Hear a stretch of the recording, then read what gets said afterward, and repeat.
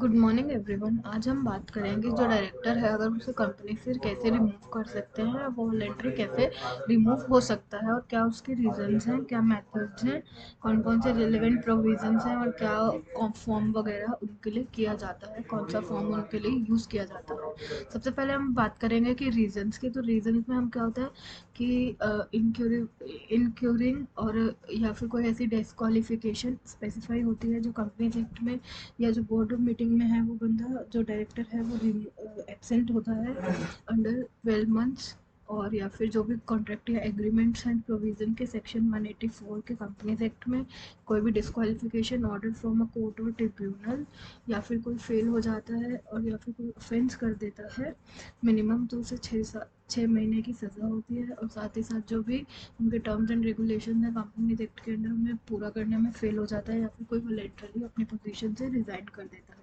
इनके 3 तरह के मेथड्स हैं, जहाँ पे registration bye resignation by director जो कि वॉलंटरली एग्जिट करते हैं, और डायरेक्टर्स की जो एब्सेंट होती है बोर्ड मीटिंग से, या फिर जो शेयर होल्डर है वो खुद ही उन्हें रिमूव कर देते हैं। अब हम बात करेंगे कि रिलेवेंट प्रोविजंस की। तो प्रोविजंस आते हैं 169, 115, 163 और रूल 23 में, जहाँ पे उनके रिमूवल के बारे में कुछ एक जो है लीगली प्रोसीजर होता है। साथ ही साथ हम बात करेंगे जो कंपल्सरी क्राइटेरिया है वो क्या है। तो कंपल्सरी क्राइटेरिया ये होता है डायरेक्टर को रिमूव करने का जो एक स्पेशल नोटिस दिया जाता है अंडर सेक्शन 115।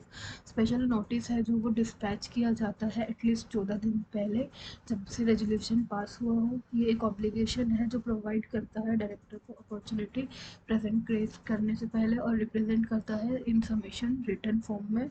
जो डायरेक्टर है उसे रिमूव करने के बाद वो उन्हें रीअपॉइंट नहीं कर सकते हैं।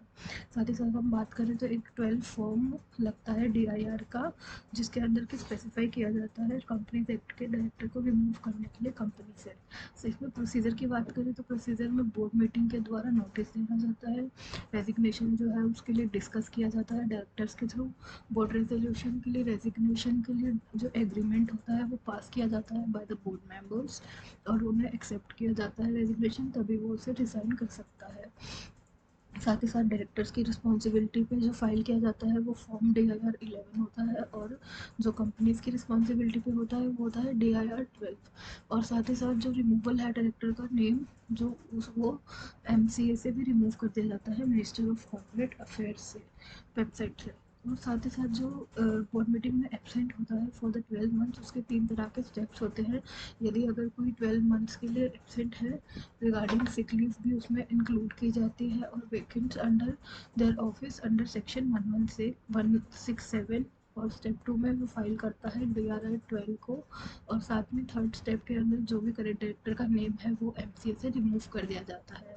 Director removal by shareholder में हम बात करेंगे तो उसमें सबसे पहले अगर शेयर होल्डर रिमूव करता है किसी डायरेक्टर को तो बोर्ड मीटिंग का एक नोटिस जाता है जहाँ पे सभी बोर्ड मेंबर्स की कंसेंट ज़रूरी होती है।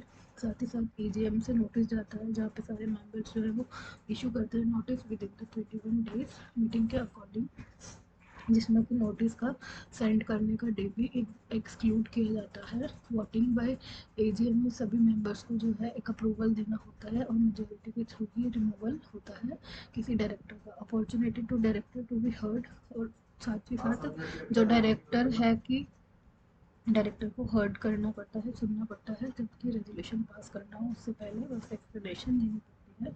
DIR 11 और 12 का सबमिशन होता है, और removal of director name MCA से रिमूव भी किया जाता है। साथ ही साथ हम बात करें कि DIR 12 है जो वो उसकी फाइल के जो फेलियर्स हैं वो क्यों हो जाते हैं, यदि फेल होने से 30 दिन या 60 दिन में, तो उनकी penalties according to government fees twice हो जाती है, 90 डेज में 4 टाइम्स हो जाती है, 90 डेज से ज़्यादा होते हैं तो 10 टाइम्स, और 180 डेज होते हैं तो 12 टाइम्स मोर हो जाती है government fees as a company offence के थ्रू कि उन्होंने डिले किया है।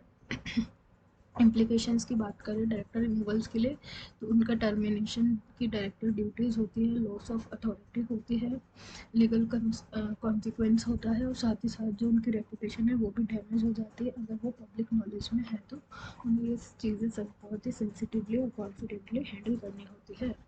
आई होप आपको ये समझ आया होगा कि जो डायरेक्टर है वो कंपनी रिमूवल कैसे होता है और कैसे उसे रिमूव किया जाता है। फिर भी अगर आपको कुछ नहीं समझ आया तो आप हमसे कंसल्ट कर सकते हैं नीचे दिए गए नंबर्स पर। Thank you.